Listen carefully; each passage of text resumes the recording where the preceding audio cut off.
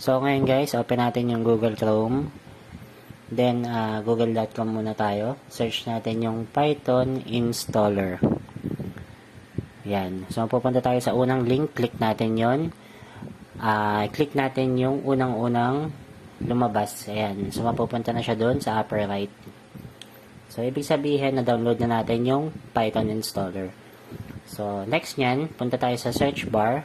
Search naman natin yung PyCharm download.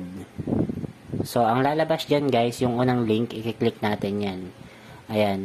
So, pagka-click natin yan, yung PyCharm Professional, hindi natin gagamitin yan. So, scroll down natin yan. Pagka-scroll down natin, makikita natin yung PyCharm Community Edition. Click nyo lang yung download. Then, automatically magda-download na yan. Mapupunta na din sa upper right. Wait nyo lang, ipapass forward ko since mabagal yung internet natin. Bale, makikita natin dyan na na-install na, na-download na natin yung installer ng PyCharm. So, X natin yan. Ngayon naman, tuturuan ko kayo kung paano natin sila i-install sa PC natin. So, ngayon, hanapin lang natin yung file. Ang unang-una natin i-install is yung Python. So, click nyo lang. Then, always, i-check nyo lagi yung add Python to path. Yan. Then, hanap kayo dyan kung saan nyo siya i-install. So, ayan, lagi nyo, always check nyo yung mga nandyan. Then, next, yan, ilalagay nyo kung saan nyo siya gustong ilagay na drive. So, sa akin nilagay ko sa letter D, then, install na siya. So, ayan, makikita nyo nag-i-install na yung Python natin. After nyan, makikita nyo nakalagay dyan sa taas, setup was successful. Ibig sabihin, okay na siya. So, close na natin siya. Next naman natin is yung PyCharm. So, yung PyCharm naman, click nyo lang din. Makikita nyo dyan na may lalabas. So, ayan. Ilalagay nyo lang din siya kung saan nyo gustong ilagay. So, sa akin, nilagay ko lang din sa drive D. So, ayan. Next nyo lang. Ayan. Next nyo lang siya. Then, always check nyo lahat yan. So, yung sa akin is naka 64 bits. Ayan. So, always nyo i-check lahat ng mga yan para wala kayong problema sa pag nag-i-encode na kayo. Ayan. So, after nyan, pag na-check nyo na lahat, next nyo lang, then install. So, ayan.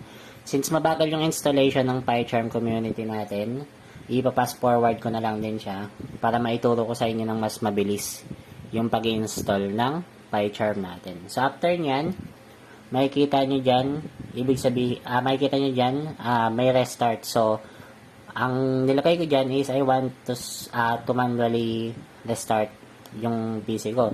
So, okay lang naman kasi mag-run pa rin naman yung PyCharm natin.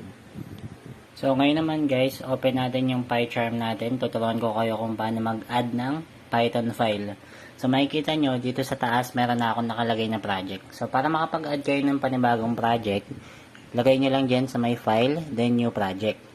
So, makakagawa na kayo ng panibagong project. So, para naman makapag-add kayo ng Python file, i-right click nyo lang yung mismong project, then new, tapos Python file. So, ang ilalagay ko ditong name is, lagay natin test. So, ayan. So, ayan guys, makikita nyo nakapaggawa na kayo ng Python file. So, dito, nakikita nyo yan. Ibig sabihin, pwede na kayo makapag-encode. So, ngayon, bibigyan ko kayo ng example kung paano tayo makakapag-encode. So, ang unang-unang makikita nyo code dyan is print. So, yun yung unang-unang yung mapag-aaralan. So, ilagay natin yung name ko, Justin Ezekiel. So, ayan. Nakalagay na siya. Then, para ma-run nyo siya, i-right click nyo siya, then run test or Control-Shift F10. So, makikita nyo sa baba, nag-run na yung code natin. So, nakikita nyo dyan yung Justin Ezekiel. So, para naman makita nyo kung paano natin kung gusto nyo makita kung nasa baba yung Ezekiel na word, ang gagawin lang natin, tanggalin natin yung Ezekiel, then panibagong layer tayo. Then, print, ayan, lagay natin yung name ko ulit, then run natin. So, makikita nyo, bumaba na yung Ezekiel ko. Yan. So, makikita nyo, Justin nasa taas, Ezekiel yung nasa baba. So, yun lang guys. Sana marami kayo natutunan sa tutorial natin.